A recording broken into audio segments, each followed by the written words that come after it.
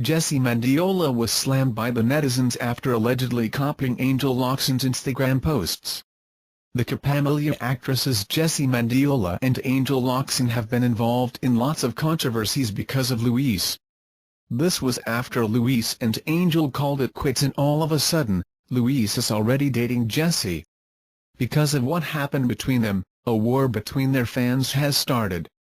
And now, the fire caused by the war between their fans that was almost forgotten has once again burned after Jessy Mendiola posted Instagram updates.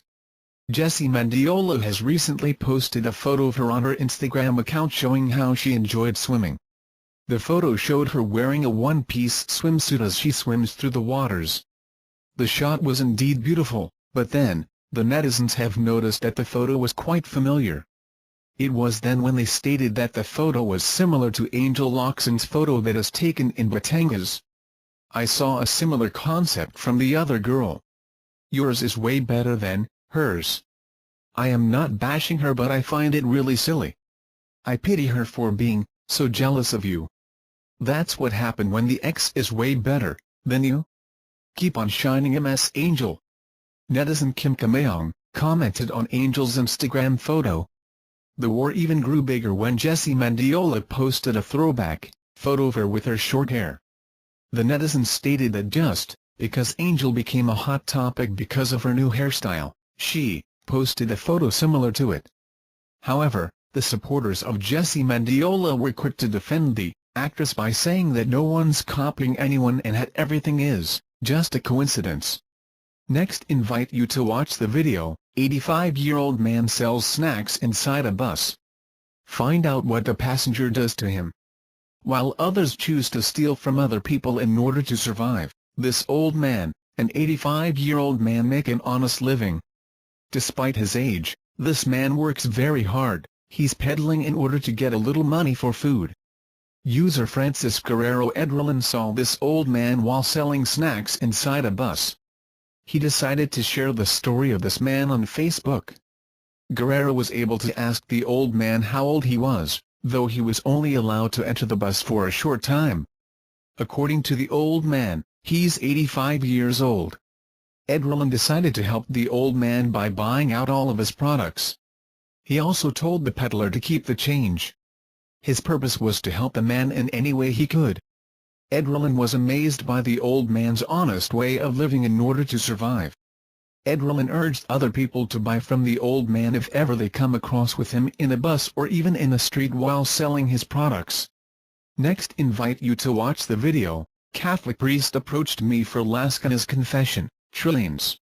Senator Antonio Trillanes IV revealed on Tuesday that a Catholic priest approached him to facilitate the presentation of retired SPO3 Arthur Lascanas to the public.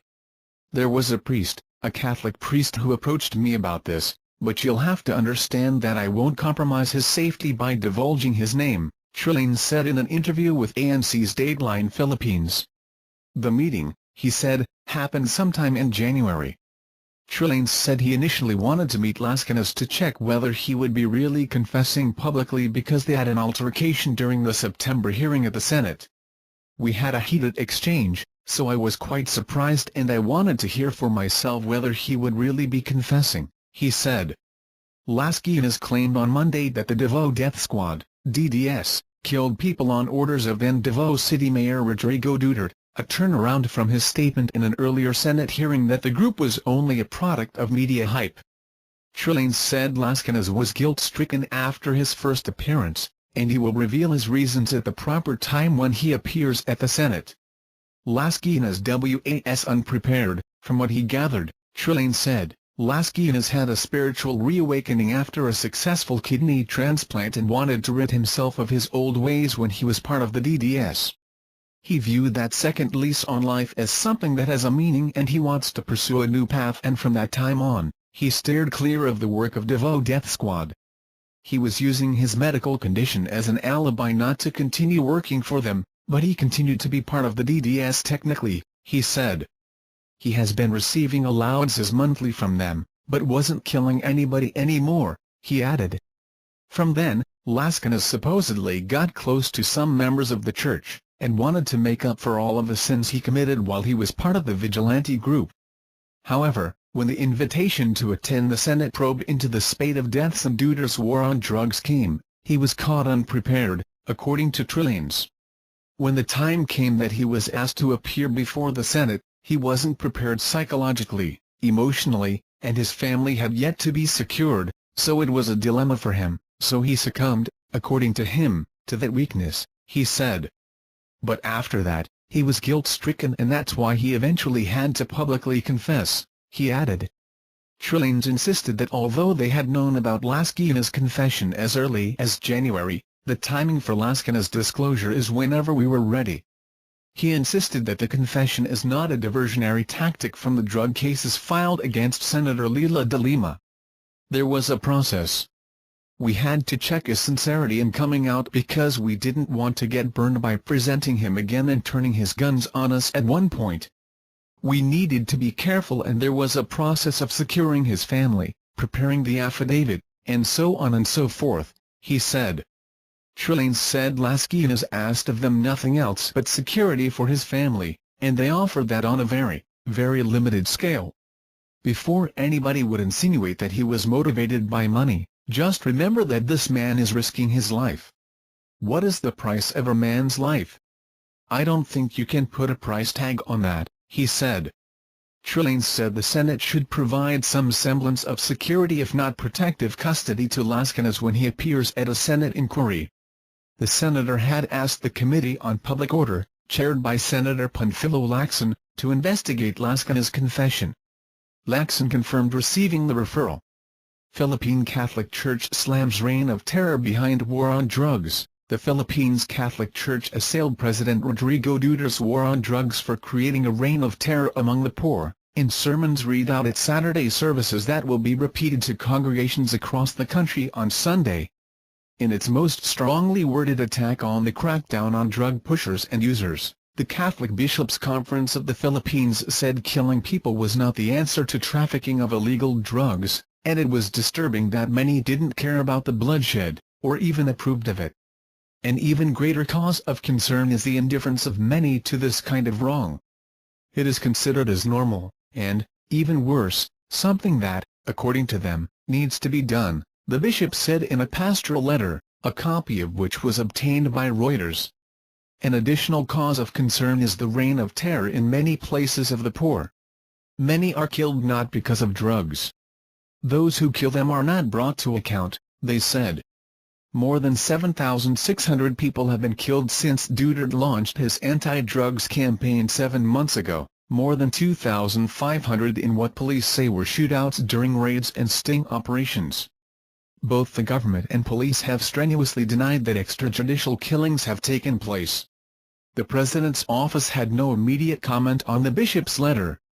Beginning with Mass services on Saturday evening, priests read out the letter signed by the bishops of Asia's biggest Catholic nation. Their address did not mention Duterte by name, but urged elected politicians to serve the common good of the people and not their own interests, and called for steps to tackle rogue policemen and corrupt judges. Nearly 80% of the Philippines' 100 million people are Catholic, and, unlike in many other countries where the faith has waned, the majority still practice with enthusiasm.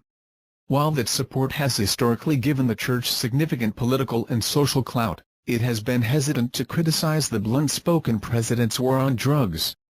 In interviews with Reuters last year, more than a dozen clergymen said they were uncertain how to take a stand against the killings given the popular support for Duterte's campaign. Some said challenging him could be fraught with danger. Duterte has routinely attacked the Church.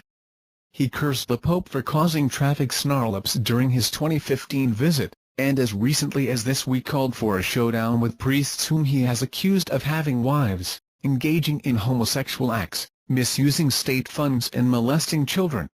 Rogue policemen. In apparent reference to accusations that many drug pushers and users have been victims of extrajudicial killings, the bishop said every person has a right to be presumed innocent until proven guilty, and the law should be followed. We must also give priority to reforming rogue policemen and corrupt judges, they said. The pastoral letter was read out during Mass on Saturday evening to a congregation of about 50, mostly women, at the Dome Church of St. Joseph inside the sprawling grounds of Camp Crame, the National Police Headquarters in Manila. Father Jojo Borja, a chaplain at Camp Crame, said the situation was difficult for clergymen, particularly those employed by the government. "We have to be in the middle always," he told Reuters. "When we talk against the government we will be kicked out from the service. Sometimes we will be called for questioning, to ask about our loyalty." The bishop's letter comes less than a week after Duterte suspended all police operations in the drug crackdown due to what he said was deep-rooted corruption in the force. He has put an anti-drugs agency in charge of the campaign and says he wants the military to play a supportive role.